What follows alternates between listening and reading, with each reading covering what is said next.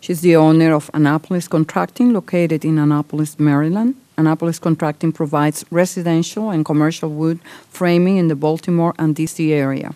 The firm works with national home builders as well as local contractors. Welcome.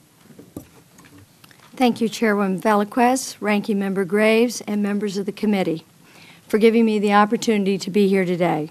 It is a privilege to help provide you with a first-hand perspective on the housing market that goes beyond the statistics as we as a nation struggle to recover from the worst economic crisis since the Great Depression. My name is Pamela Volm, and I am the owner of Annapolis Contracting, and I'm just located up the road. It was a short trip for me from Annapolis. I've been in the construction business since 1992. I founded my company in 2003, and we specialized in framing multifamily housing in the Maryland area until the downturn.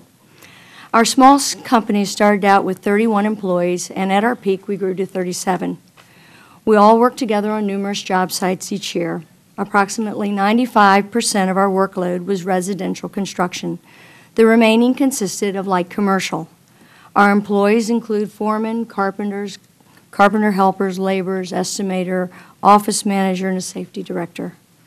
We also employed numerous framing crews. When the bottom fell out of the market, the housing market in 2006, Annapolis Contracting went into survival mode. The multifamily work that had grown the company was hardly available. We began to build single-family homes. We reached out to the commercial general contractors we were currently working for in search of replacement work.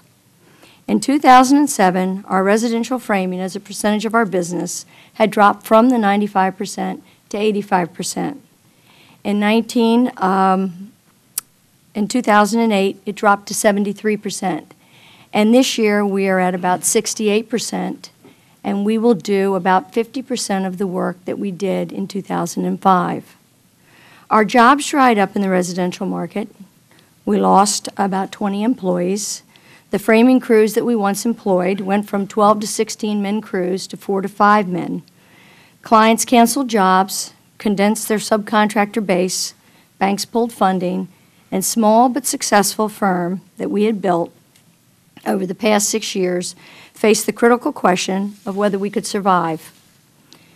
We were forced to lay off another 17 employees, and by the end of 2008 came to a close. Many small businesses like mine were fearful that they would not make it through 2009.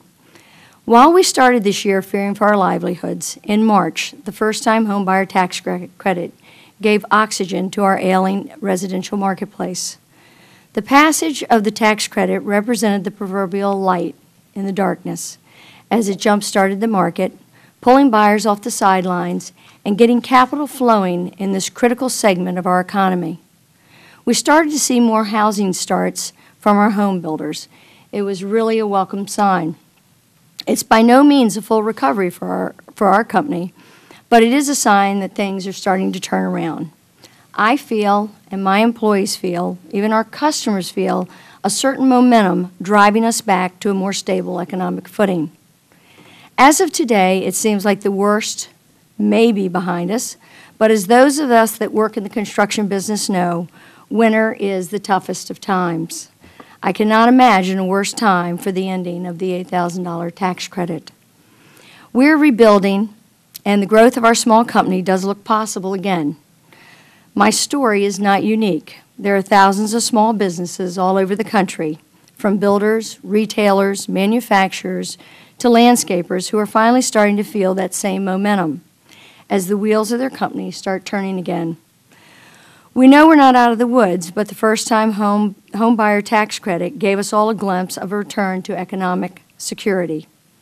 We hope that anecdotal stories like mine help you to see beyond the facts and figures. But it should also be noted that our anecdotal experience is supported by those same studies and reports released from the housing market that will likely provide you evidence for the path ahead. Last week, Dr. Kenneth Rosen of the Haas School of Business at Berkeley released a study providing quantifiably that the tax credit was effective in jumpstarting the housing industry. He found that the tax credit has accomplished one of the most important tasks in getting the market moving again, reducing the supply of homes that are for sale. The inventory of for sale homes